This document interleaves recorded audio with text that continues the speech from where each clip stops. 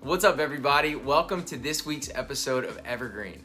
Today we're covering two overachieving tech IPOs, how Instagram and TikTok are making your holiday shopping easier than ever, and a podcast featuring some of the most influential minds from both the tech and business worlds. So, without further ado, let's dive in.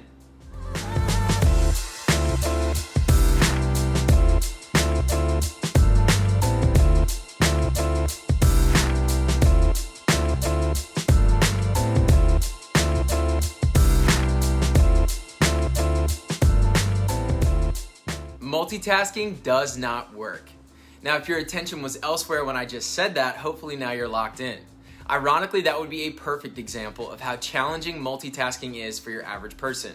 You see, according to the Cleveland Clinic, only 2.5% of all people can multitask effectively. The rest of us are just playing ourselves.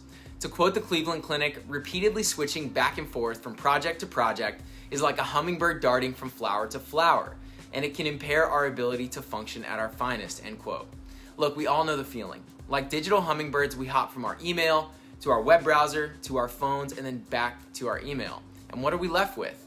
Only a forgotten memory of what we were doing in the first place. So what's the solution? Well, I want to introduce you to the idea of time blocking.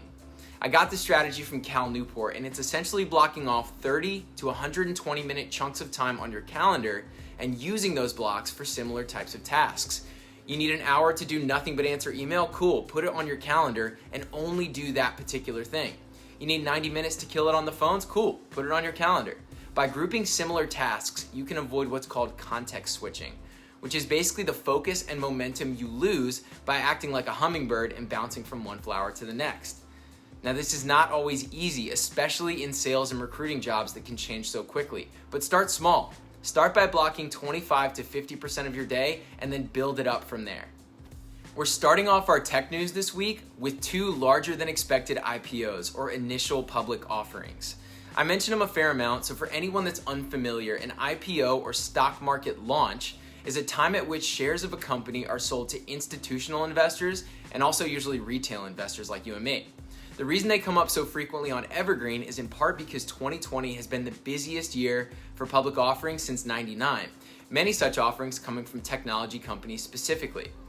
Well, jumping on the bandwagon last week were both Airbnb and DoorDash, both of which significantly outperformed analyst expectations on their big day. To focus on Airbnb specifically, the company's market cap at the end of the day last Thursday was just north of $100 billion. That makes it worth more than Expedia Group and Marriott International combined.